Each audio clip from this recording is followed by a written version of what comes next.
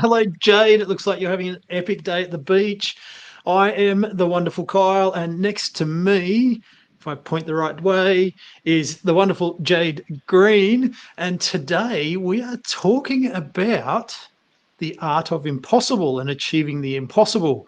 Over my shoulder just here, I have some notes for everyone that we will refer back to shortly. But first, how's your day going, Jade? It's been awesome. I've been here all day. The tech is working, and I just got accepted to become a trainer for just the thing that we talked about. So I've had timing. I think it was 3.5 hours worth of interviews. Yeah. Originally seeing if I could get into just the program around the art of impossible. And we talked about that yesterday, and he said, I think I need to come back to you.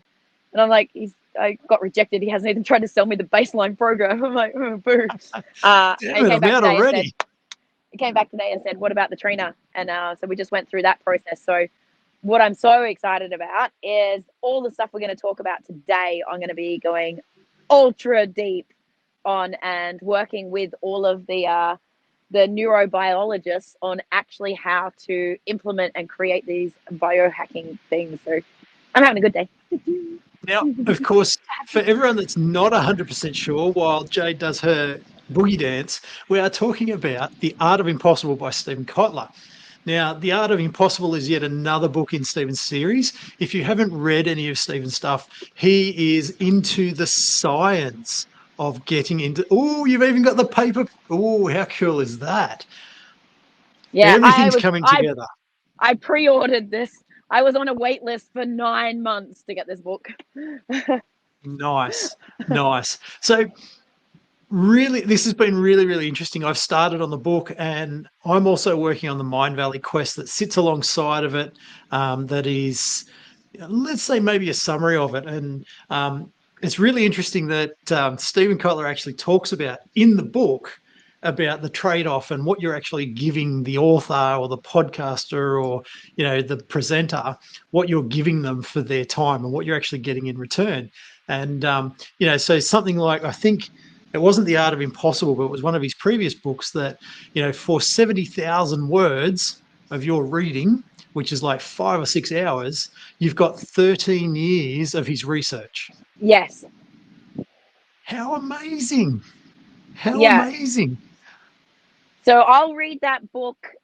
I've literally only been reading my 10 pages a day, unfortunately, in terms of the physical pages. And how many weeks are we in? 2 weeks. I'm halfway through.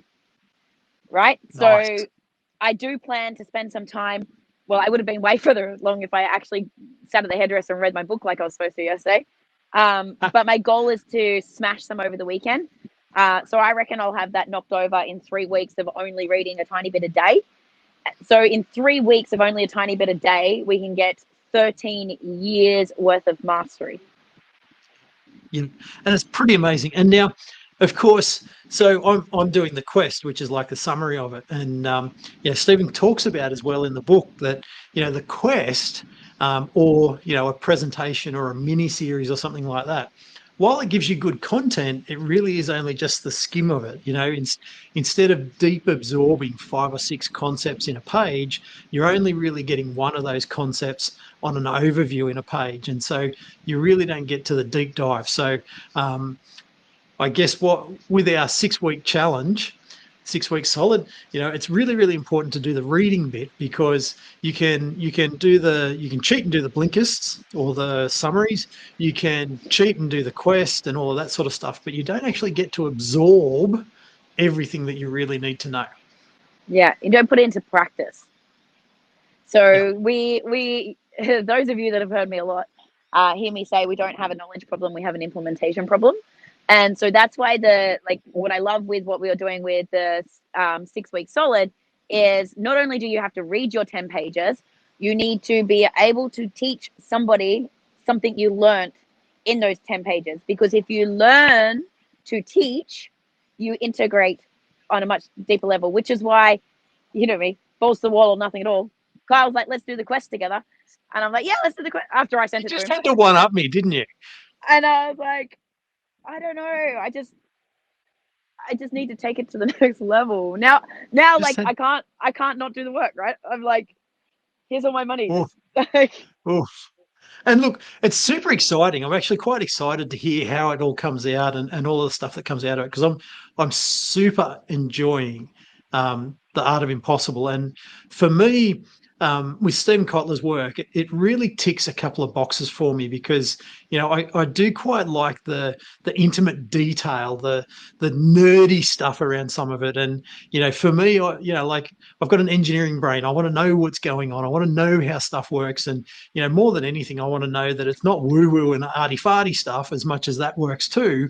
I want to actually know the shit behind it, that's the science. And I really, really enjoy that in his books. Yeah. And that was what some of my clients were saying when I introduced them. I had only, when I introduced them to Steven Kotler, I hadn't started Art of Impossible yet. So I was talking to them about Rise of Superman and Stealing Fire and the concepts that I'd learned from Steven then, and when we were in Jamaica at AFest. And I was like, I think you'll really love this, like, because you like to see the detail, whereas I can kind of go concept and roll with it. That's my personality type. They're detail. And the feedback he specifically came back with is, I love it because I vague out at the woo-woo stuff, and like, this is science backed, and like, yeah, and It's science, it's actual science. Yeah, it's real stuff. He does contest a few concepts that perhaps we preach are good, and it's going to be interesting to try and break down whether they're, and make your own decisions. And so he talks about this in the same book about, you're starting to master a subject when you've found the edges of knowledge that nobody has the answers to, and you're asking questions that nobody has answers to. Yeah. So what was what was my biggest challenge in that last interview is part of what I have to do. I have to do a dissertation. Now, we all know me and writing, or homework, and all of that. I never went to university, never did any of that stuff. I've got to do a dissertation, but I am apparently I am allowed to verbalize it and have it transcribed. But the whole part is the linking between what they teach and my application, and that those edges. And he said that they actually haven't found anyone taking it to the level that I'm taking it, in terms of pulling in the Mind Valley woo-woo-y sort of edge stuff, my culture stuff, the habit stacking stuff, and that stuff. And like that, he said there's going to be some big questions. And some of the questions I asked him, he was like, well, Steve, we know that I've annoyed Steven in the past asking questions he didn't want to answer, because he won't answer until he's got the science. Like, so if you keep pushing him, it doesn't make him happy. But it's going to be really fun to see, because like you said, there's probably some of the stuff that we used to believe, and maybe we'll still believe. And that's what I love about Steven, is like, you may still believe this, and that's fine, as long as you've kind of looked at those bumpers and that. And that's why I think we decided to do 6 weeks solid rather than 75 hard. Like 75 hard is hard, fast lines for everybody. And you and I kind of believe that there's general concepts and principles that are great for everybody, but it also needs to be right for you. And most importantly, it's got to be your intrinsic motivator, because if it's just the extrinsic, some of the A-type personalities, and I think the people that kill it at 75 hard are the A-type that will push through no matter what, even if they don't necessarily believe it, just for the tick. And then it doesn't really feel good, does it? Like, whenever you may have achieved a goal that you've busted your ass for, but then you achieve it and it kind of feels empty, because you were doing it because of the wrong thing. It's just a number. Yeah. So we probably need to roll back a little bit. We need to roll back, because you've gotten us all excited, and we've gone fairly deep in, and we haven't actually explained maybe the concept and the two little words that I've got written over my shoulder here. So the really key thing, and the way the book all starts, is about the concept of little I am possible and big I am possible. Here we go. Here we go. Beautiful. And I've do you know what scribbled them I out. love? Wait, there's one more thing, one more third one I'm going to put onto that. Okay, so you know our friend Hershey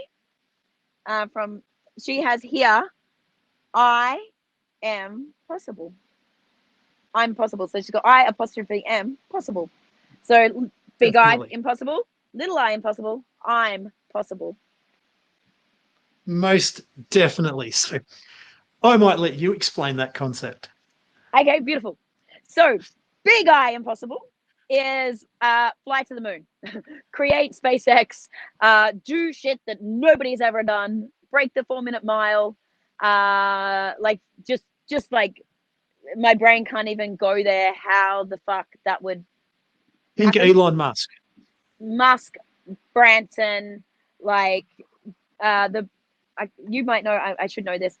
Dude who rode the first 100-foot wave. These sorts of things. Was that Laird Hamilton? I think it was led actually.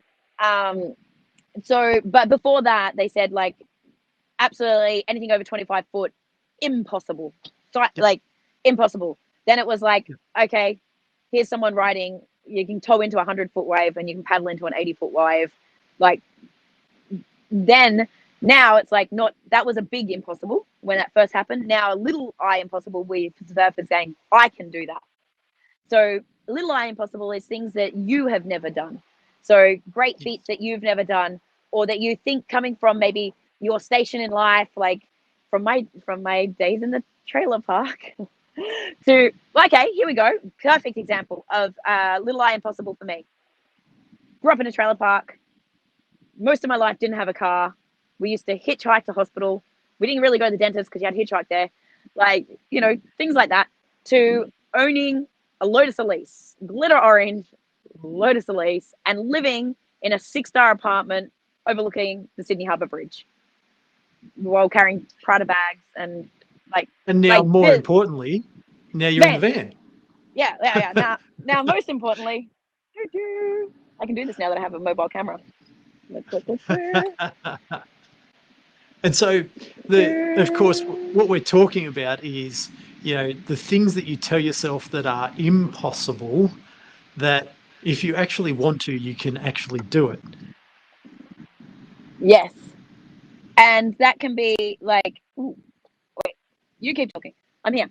Um, and it could be like getting a promotion, and like they can stagger as you go through your life, the different levels of impossible. So it's for me, one of mine is going to be dropping into a skateball for the first time. Like I I just have to don't feel say like, that is on my list too. is it? Yeah. I'm thinking, and by skateball I mean like Ah, it's about this big. see, I'm thinking this big, Yeah, that's actually. big eye impossible. Well, I'm uh, putting that in the little eye. yeah, And yeah, look, so 100% I would have said that was impossible. Even it freaked the fuck out of me the first time I dropped into Clayton's bowl. oh, It yeah, fucking freaked me. It was hard enough with him pushing me around in the bottom, let alone go and you'll be fine. Just don't put your weight on the back foot. yeah, If you do, you're going to crack your head open. Yeah, fuck, that's easy. yeah, great. Now, they were extrinsic motivators. I didn't want to crack my head open. So I most definitely did the grind and kept my weight on the front foot. Yeah. Well, if like 4 years ago, if you would have told me I'd ride a shortboard, I just didn't think I was ever that person. I rode a Yep. longboard as a kid, and I didn't surf for 17 years. I would see people on them and was like, oh, I wish I was that person. God, it'd be so much easier to travel if I had a shortboard. Like, oh, I wish I could do that. Like, and the Yep. thought of like the board that I just showed in my van that's 5'7", 27 liters, and when they lent it to me, and surfing Stradbroke Island, like I just that concept for me, like that's for people over here, not for me. So Yeah. to be able to get to that stage is like huge. Now it's like the next thing. But they're like kind of the boundaries that we put upon ourselves, right? Um, so, and then the next little I impossibles would either be those high, hard goals, as Stephen calls them, or some other people might know know the concept of BHAGs, big, hairy, audacious goals, or moonshots. Moonshots or star shots. Like moonshot may feel like it's like even too far, but if we look at that, it's like, okay, cool. So if you can prove, I think if you can prove yourself that the I apostrophe am possible, so I'm possible, dropping into skate bowl, riding a shortboard, like maybe winning a client at a certain amount, like starting to give yourself those self-belief with the little mini I'm possible, to give yourself the confidence and the proof that you can move to the small I impossible. You don't ever need to shoot for the big I impossible. Like that's not, like not everyone in the world can do that, because the world won't spin if that happens. We need some mere mortals. Some of us need to just be content with being mere mortals. Well, look, so the key thing is though, is that anyone can if they want to. And that's something that you know, that's not an easy concept to sort of talk about. So for me, one of the things that frustrates me in the world is that everyone is encouraged to go and become an entrepreneur, and not everyone should be an entrepreneur. And so no, because then who are we going to have as a team? No, well, absolutely, but not everyone should go and be an entrepreneur, because they haven't necessarily got the curiosity, the passion, the motivation to drive you to do it and to get through the days where it's just grind. But also, it's okay, like if your motivation is in some other area. Like some people, like some parents, like their motivation and their purpose in this life is to grow epic humans, not to grow epic businesses. And there's no, that there should not be seen that one is better than the other. Definitely not. And like Definitely you said, like that grind piece, or the risk, like you gotta be able to handle the fucking roller coaster. Like there's in America right now, they've got this thing called the mass resignation.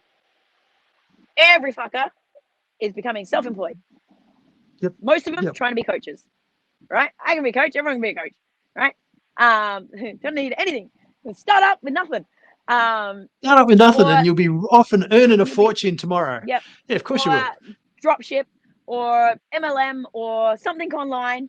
And they think that, I've been working from home anyway, so, I can do this. Right. And then realizing, like, holy crap, there's so much more to doing this. Yep. And it's okay that that's not for you. Yeah, definitely. And that's, there's no, it really frustrates me, because what it does is it sets up people for a failure. You can do it. It's easy. It's not fucking easy. And, everyone can do it. Yes, everyone can do it, but not everyone should do it. And so to go back to the capital I, everybody is possible to do it. Everybody can take it and take on those big challenges. But you can't do it without the intrinsic motivation. That's the 100%. Key thing. 100%. So let's talk, like, because some people, I've got some of my clients that are, they are really, they have a massive coaching business, but they coach specifically in their lane. And when I came in there and started talking about intrinsic and extrinsic motivators, they asked me, they're like, and I said it a few times in one day, and they're like, did you read dictionary.com and now you're attached to these weird ass words? Like, what? I'm like, what do you mean you don't know this? And then, because I'm wrapped up in my own little bubble. So let's talk through what is an intrinsic and what is an extrinsic motivator. So like I spoke about before, an extrinsic motivator is me falling ass over tit and breaking my head open. Because, I don't want that to happen. Now, that's an extrinsic motivator, because that's something that's going to happen to me that is a negative consequence if I get it wrong, so to speak. So that's an extrinsic motivator. An intrinsic motivator comes from within us. And I really actually enjoy how Kotler breaks it into 5 pieces, I think it is, starting with curiosity. So curiosity becomes passion, and passion becomes motivation, and motivation becomes, damn it, I just failed the interview. Oh, So, I was it reading starts comments. with Sorry. it starts with curiosity. So the curiosity to go, I wonder how else this could be done. I wonder what else we could do with this. And so, um, now I've been listening to the audiobook. So as I was listening to it last night, and I was walking down the hill behind me up here, in watching the sunset over the beach, and I was really, really enjoying that moment.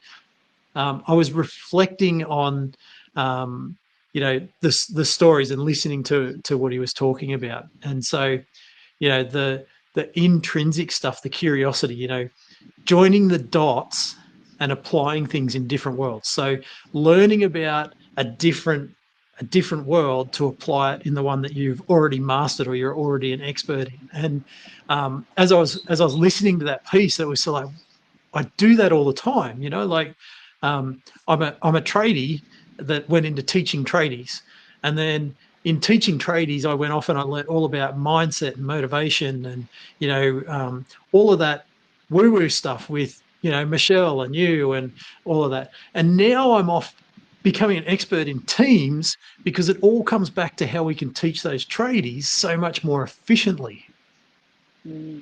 Yeah, beautiful. I'm gonna just give another example on the extrinsic, intrinsic. So, extrinsic, like if we look at Maslow's hierarchy of needs as well, right? A lot of the extrinsic motivators come on the bottom part of the pyramid.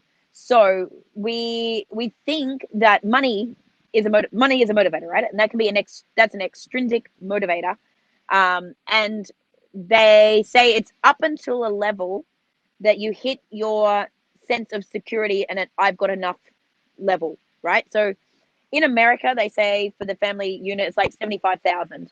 So in Australia, that's probably about the same in our respective currencies. So the thing is, once someone gets to 75,000, if they're happy and content at that level, unless they really have money as a driver because it's to the means to an end to get other things, giving someone more money isn't necessarily going to become the motivator. And so there's going to be another podcast. I recorded it this week, so I won't go into too much detail on this, with Angela Lauria. It'll be on the barrels one, but I'll repurpose it over here. We go into a real detail on that because she wrote the book, Make Them Beg to Work for You. And it's a big extract on that. But just the principle is, yeah, and people have probably found this, like you get paid to do, like you get given a pay rise and you think that's going to make you work harder or make it feel better to do more hours, but you actually just resent it, or it doesn't actually make you want to do more. So And it's really important that's a really, without going too deep on it, it's really important that the extrinsic pressures on money eventually stop the drive. They're a negative to the drive. So when you're overcommitted on financial stuff and you're trying to drive to meet the external pressures, eventually it all falls apart anyway.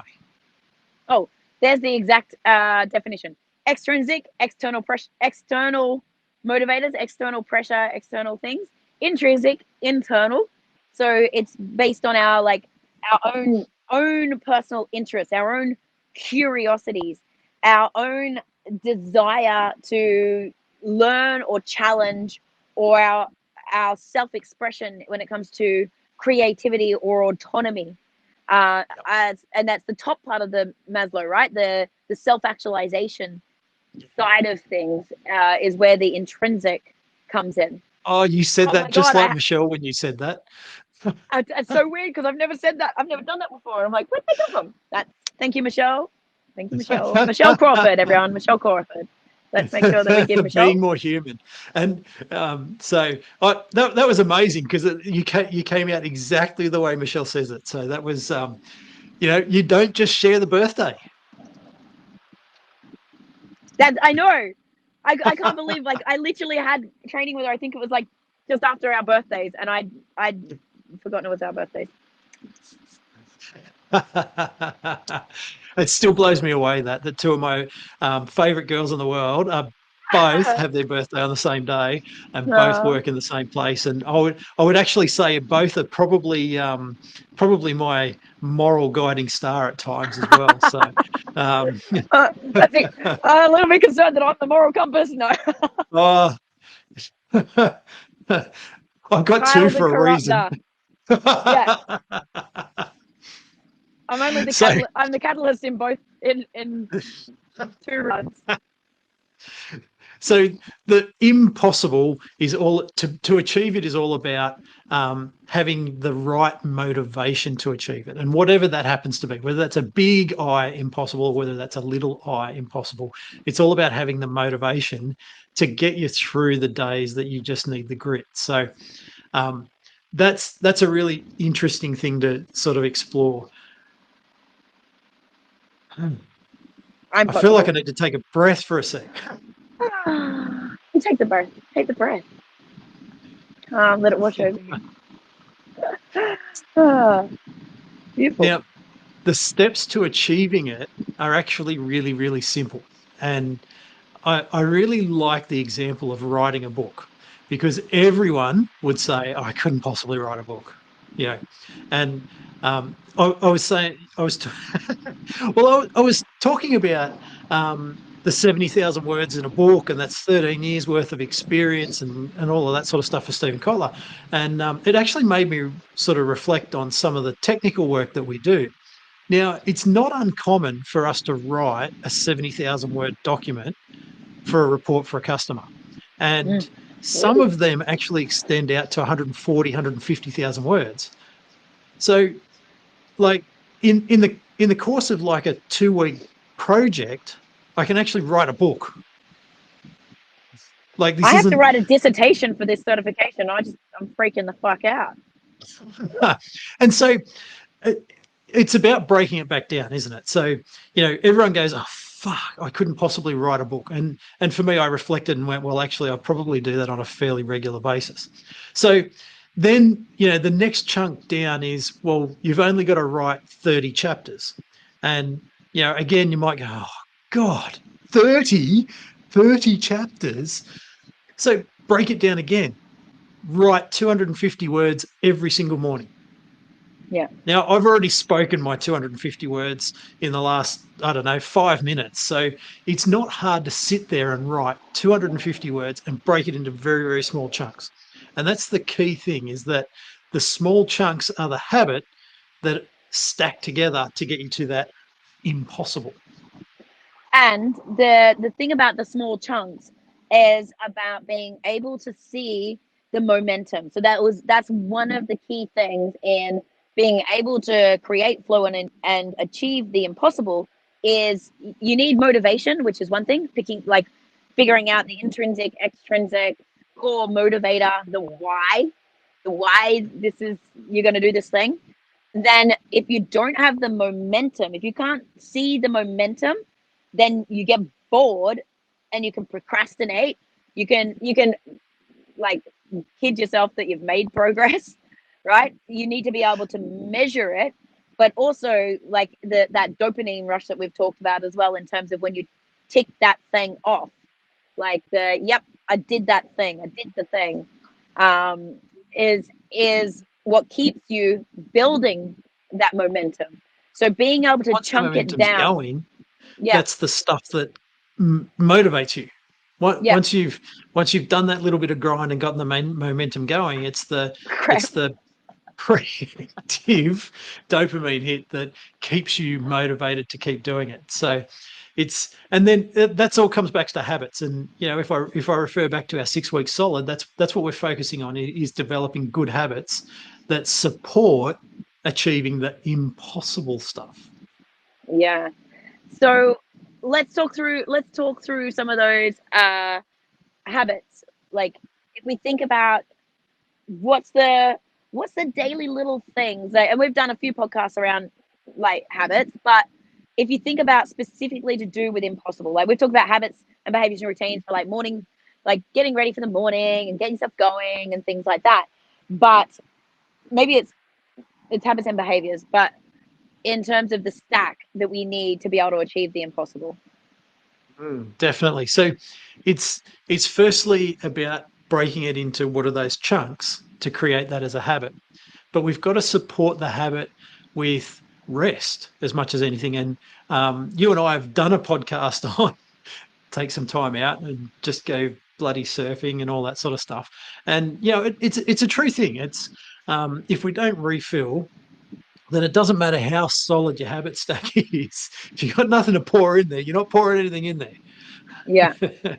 Yeah. And so one of the key things around the impossible, so the really the key to impossible is flow, right? And you've heard us talk about flow. So actually we probably haven't really described flow to the people before we go into how to do it. So how would you describe flow? So it's important to note that this isn't the topic of art of impossible. It's deliberately avoided in the art of impossible. But so flow is that state where everything else disappears, time stops, people disappear, and you basically lose touch with your physical self and are corely focused on the tasks that you're working on. And we've all had those moments. Like every one of us has been in the flow state where we've been working away at something, we've got engrossed in it. All of a sudden we look up and it's totally dark around us. All we can see is the lights that are in front of us. Everyone's gone to bed. The world's silent, and you're going, it's midnight on New Year's Eve. Remember my house when I lived by myself, my house every other night. Oh, fuck, it's really dark around here. And so that happens often. Everyone gets into that state. Being able to tap into it deliberately is exceptionally hard, or is a little I impossible. Yeah, beautiful. So flow is really about the skills challenge balance. So and I only learned last night because I haven't read the whole book yet, but I was watching the Mind Valley A-Fest Tallinn talk, and 4%. The skills, because I wasn't sure what the balance was, and it's 4% more challenge than your skill.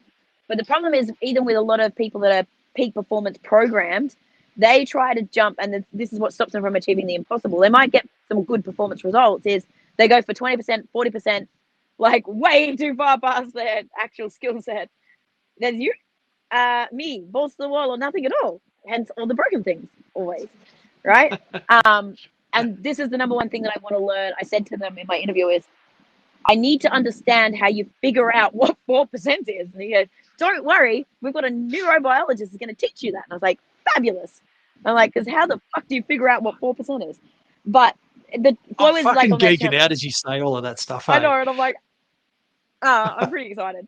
You can tell. But finding that balance. But if you just look at the basics of it, I say the flow thing is about where you are completely focused, where time either speeds up or slows down to suit what you're doing.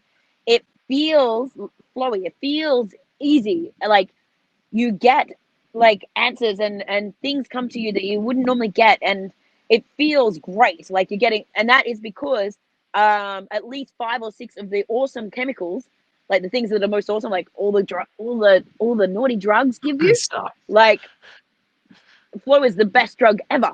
Right? It's got you got serotonin going, you got dopamine going, you've got norepinephrine, you've got you got everything going on in there. It's like fucking awesome, right? So that is what flow is. So that is a key component, and the reason why. Just pause there for a sec. The really geeky bit about this, and I absolutely loved when I found this out. So it's not actually more of the brain operating, it's less. That's why time slows down. This is amazing. This is amazing. Prefrontal cortex. The prefrontal cortex that's worrying about time turns off. It actually literally turns off, which is also the reason why teenagers have no friggin' concept of time, because their prefrontal cortex isn't fully developed. Yeah, That happens to most men too, no? No, it's just that you girls don't understand what one beer really means. I know, I definitely understand what one beer really means. It's somewhere in the vicinity of a 6-pack. One beer is at least two. Yeah. Because if I'm buying a beer for a friend, we've got to reciprocate. Got to go around. Yeah. And so, Yeah. like if I'm having a couple of beers, that means that, we might be in a shout of four. So like, come on. Yeah. It's got to go round and around. I played this game. And we're talking about beers, and we're usually all about beers on these sessions. And we're cheers. Yeah. Okay. Why did I go to flow then? Out of because it's a key part of achieving the impossible. Now, so we talked about the skills challenge and the balance between that. Now, is it skills balance or is it mastery challenge? It's skills challenge. Okay, so or the challenge skills balance. So it is where it's the 4%. The challenge comes at the 4% more than what your skill set is, and that's the perfect mix for the flow state. Yeah. Now, of course, to achieve the impossible, you do need skills and knowledge. And I quite enjoyed listening to the concept that Steven Kotler talks about in, the 5 books of stupidity, I think it was. Yes. Did I get the right terminology there? The 5 books of stupidity. So I think so. Now, I literally said that. Essentially, what he's talking about is that if you want to start to become knowledgeable, what you can do is read 5 books. And the first book should be the most popular one on the topic. And the 5 essentially books are stupid. Stupid, that's it. 5 books of stupid. Yeah. And so that first book, and even into the second one, is only about learning terminology, concepts, and really, after reading the first one and the second one, you probably don't know anything. You might be able to have a conversation. And so then the following books are all about building on the terminology and laying the foundation so that you can go and ask smart questions. And, you always talk about, can we ask a better question? Yes. There's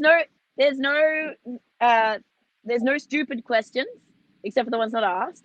And can we ask a better question? And the quality of your life is a direct correlation to the quality of questions you ask. Yep. And so really those first 5 books are only about being able to ask questions and have intelligent conversations with people that understand this stuff. But that's really the first step. And it sounds like such a cliche, I want to do something, so go and read a book. Well, it's actually 100% the first step. Go and read about it. Go and learn about it. And a lot of people might go, well, 5 books are impossible to me. And that's, again, back to our 6-week challenge, 10 pages a day. Just 10 pages a day. It doesn't matter how quickly you achieve this. You don't have to do this in a week. Yeah. And it really depends on how important this thing is to you, right? So other people go to university for years and could get the same knowledge from 5 books and a bunch of questions, or more importantly, realize I don't really like this topic. Yeah, absolutely. Imagine you read 5 books, imagine you read 5 books on every subject or everything you were going to have a crack at. Like half the things you wouldn't have a crack at it because you're like, oh, that just would have been a waste for me. And like the books don't have to be super long. I think one of you talked about is it could just be a white paper. Like it may not be a full book. Like it could be a white paper or somebody's dissertation on the subject. I joked because I was gonna last time I was at Mind Valley, I thought I was gonna write a dissertation on overcoming my soul-sucking search for significance. And now my first dissertation is going to be on flow state. And achieving the impossible. Oh, maybe that's the thing. Maybe the overcoming soul searching search for significant is my small I impossible.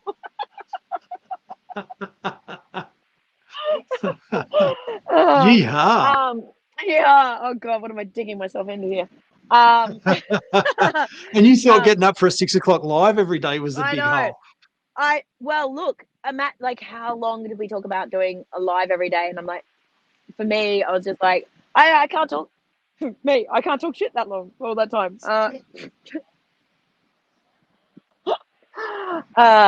Yes. But once you get it going, it's quite amazing. But I think, like, I know Stephen does talk about the ROI on reading, like, in terms of there's the whole thing about the science of the physical reading.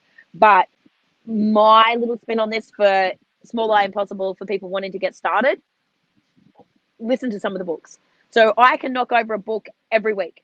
So where it's going to take me 3 weeks to read the physical book, I can knock over a book by listening a week, by just having a shower, doing the laundry, folding the clothes, like braiding my hair.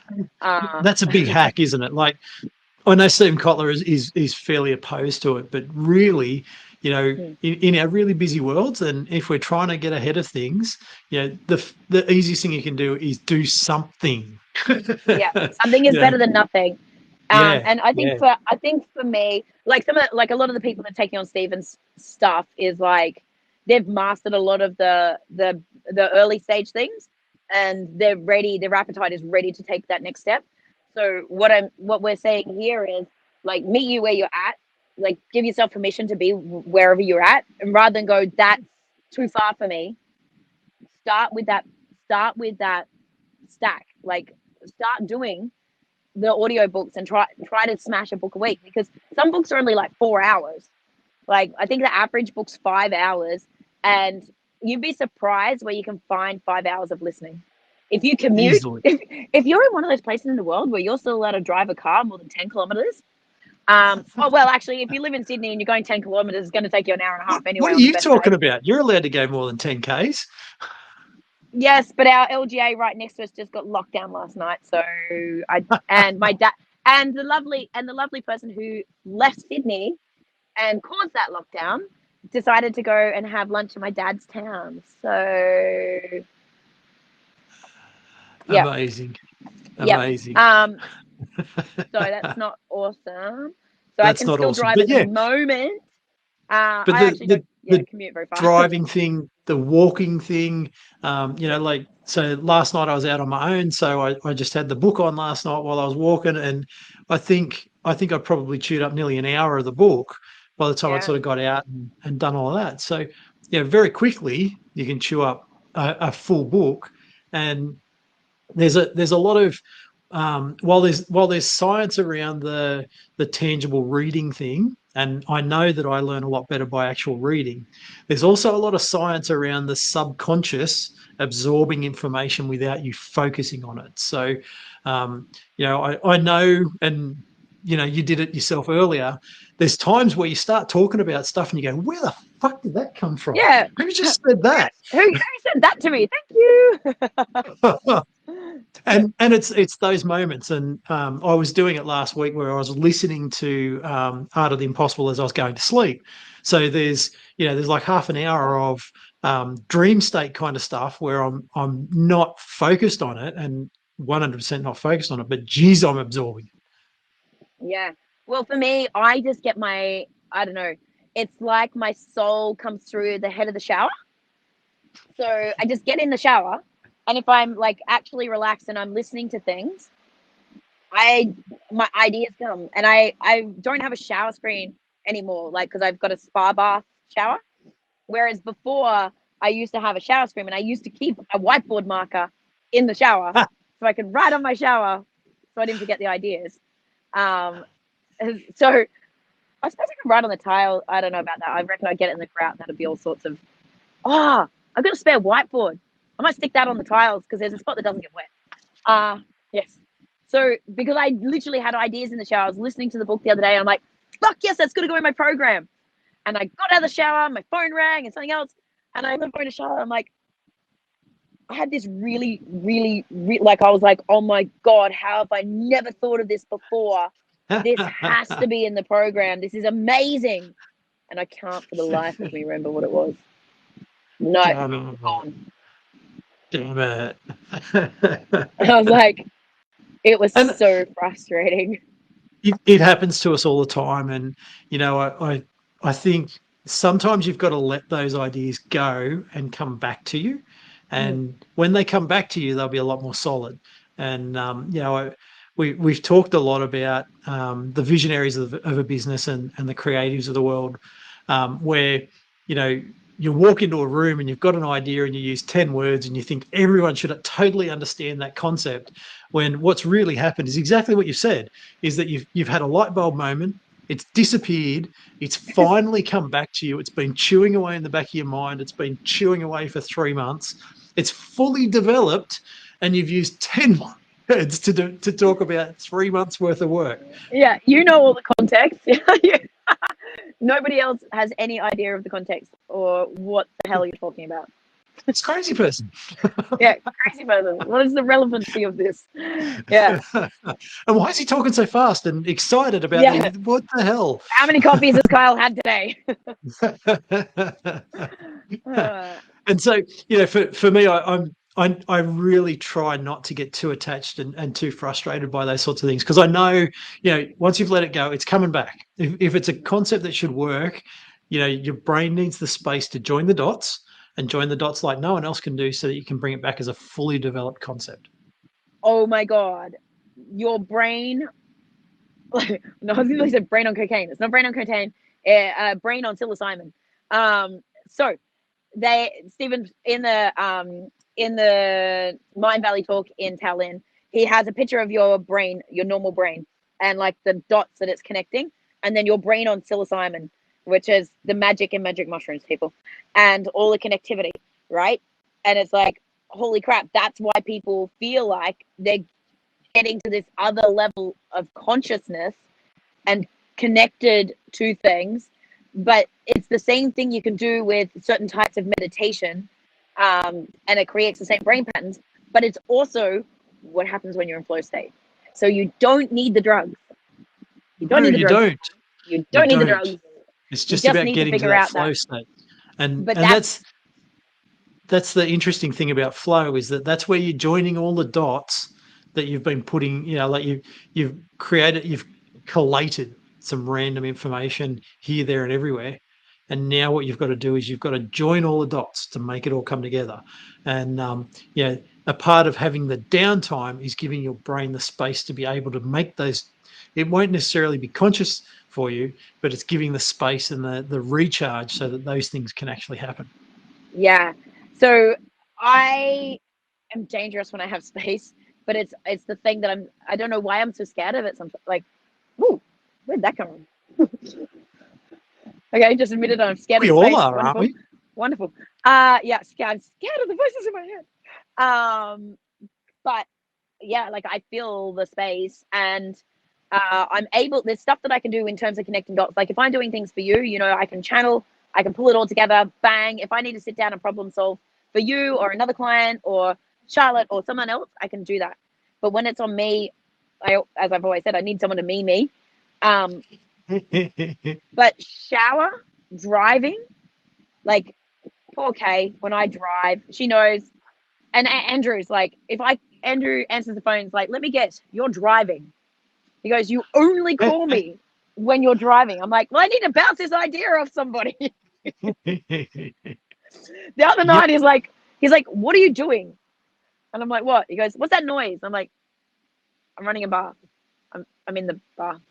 And he's like, seriously.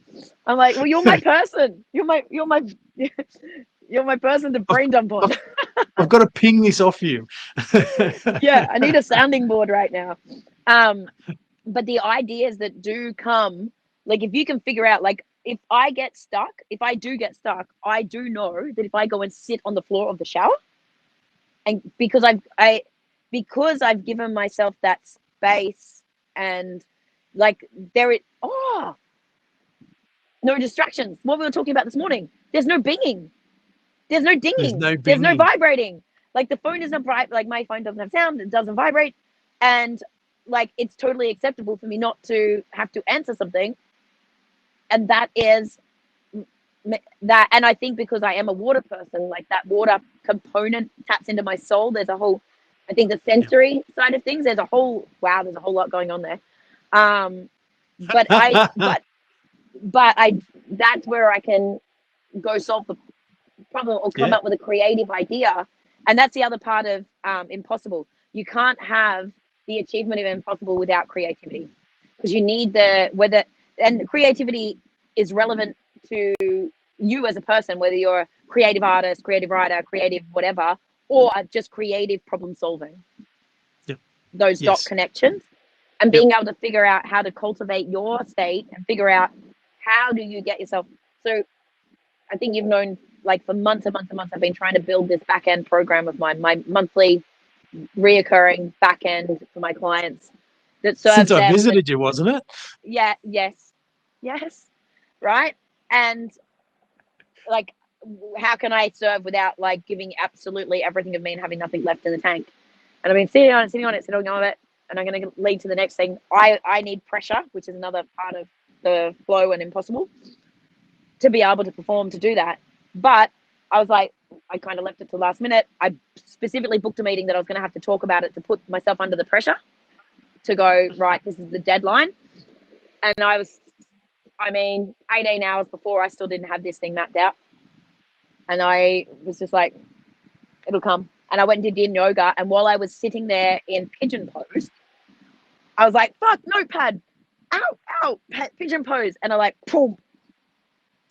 Yep. And I'm like, Done. oh my God, I'm stoked with that. And just so you know, the shower thought did come back. Okay, it did come back. I was like, yes, that's what it was. But the other thing, the fear, we didn't talk about the fear. Like, I think for me, I don't know, I need things to be last minute, like on the button. And that's kind of when I kick into gear. And the training I'm going to do in Zero to Dangerous is going to help me maybe not do that. Sometimes it's good. Like, I need that element. But do you want to talk to, because I know we did it in the 6-week solid group. We had a bit of a talk about the fear, and but why is that important? So you've got to lean in. The people that are constantly achieving the impossibles are pushing the fear and leaning into the fear. And it was say yes. Just say yes. And like it's I guess for some of us it's probably the difference between the little eye and the big eye. I go throw like some of the challenges that I go through on a daily basis, most people wouldn't even fathom trying to tackle them. And sometimes I look back on what I've done and conversations that I've had with people, and they're going, how the hell did you just, like, you've just walked through that like you were just walking down the street. And I guess it's the magnitude of what you're going through as much as anything, and the desire to lean in. A lot of things don't challenge me, but the big eyes are things like jumping out of a perfectly good aeroplane. So you keep saying you're too pussy to do. Yes. Come on, I'm gonna make you do it with me. It's We're a gonna do big it. eye. Okay. It's a big Okay. eye impossible. What can I trade you? What can I trade you for jumping out of a plane? Oh, geez.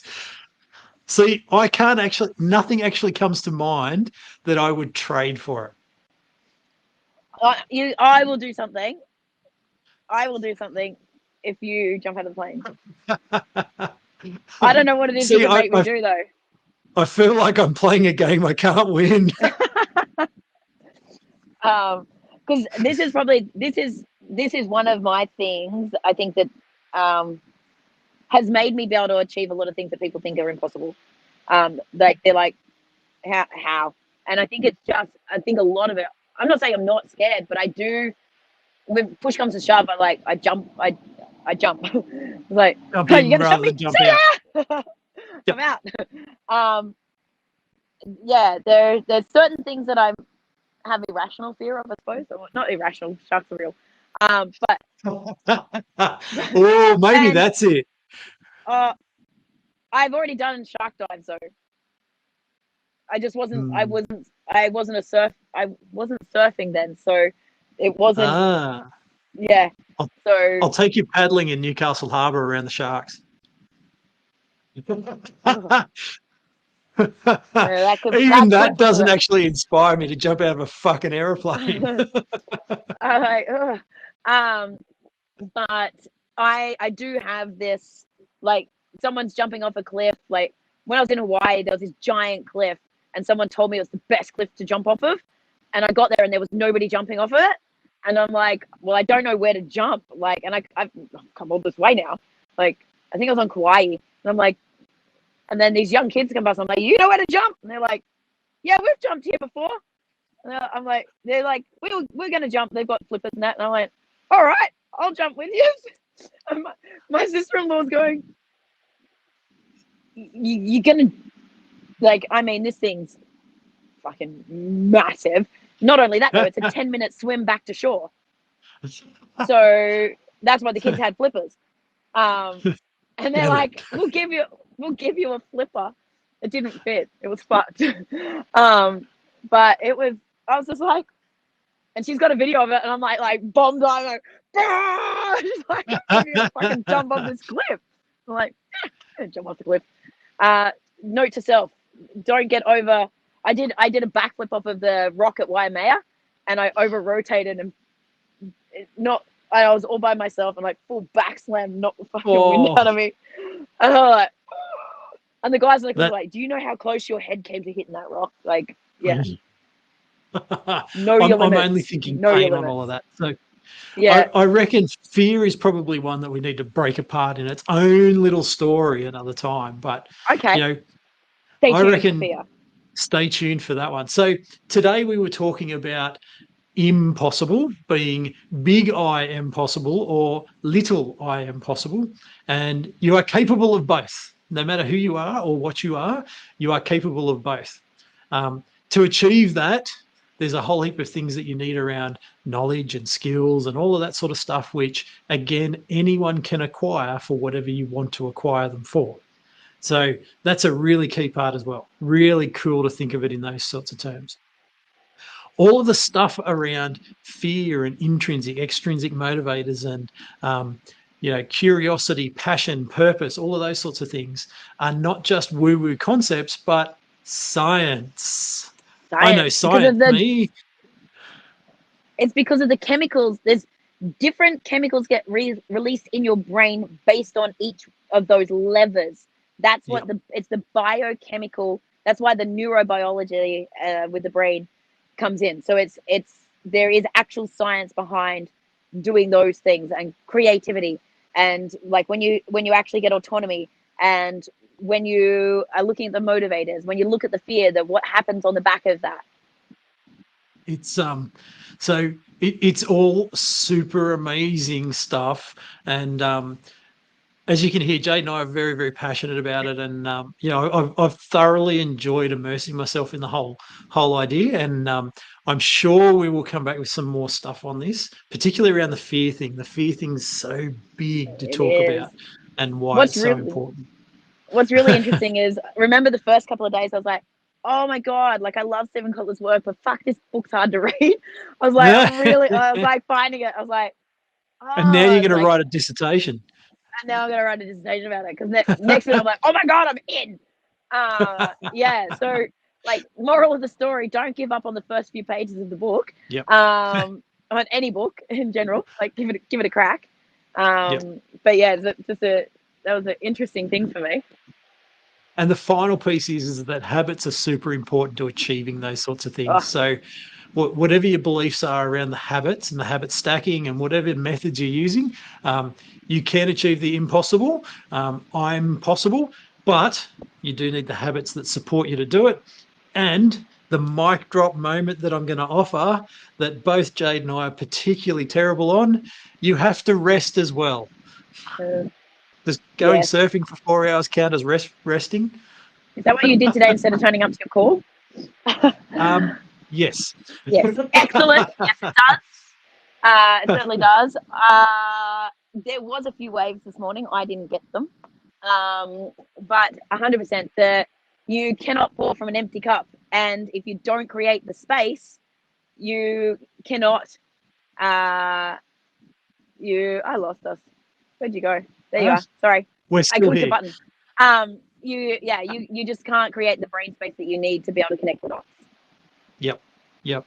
So as we end on a Friday, where hopefully most of us have some space to go and refill our cups, have some rest time, some downtime, switch off from our technology and all of those sorts of things. This is the Team Engineered podcast. Hopefully, wherever you're finding us, you can subscribe. So there should be buttons down the bottom. There should be buttons up the top. And you can catch us on our website. We talk all things teams, leading yourself, leading your teams, leading your business, wherever that happens to be. And if you get anything that you think is super cool out of what we've just said, hopefully it wasn't just all noise and you'd love to share it with anyone around you, please share it as much as you possibly can. We're both, Jade and I, are both on a mission to impact as many people as we possibly can. And that's a story for a whole other time, but we'd love for you to share our noise with whoever you think it is, whoever you think can love it, I should say. I think I finally run out of words, Jade. So I'm going to sign off there. Thank you so much for a wonderful talk. I can't wait to talk more about it as you get into the course. Me either. It's going to be so good. Thanks, guys. Enjoy Bye, the rest of your everyone. day.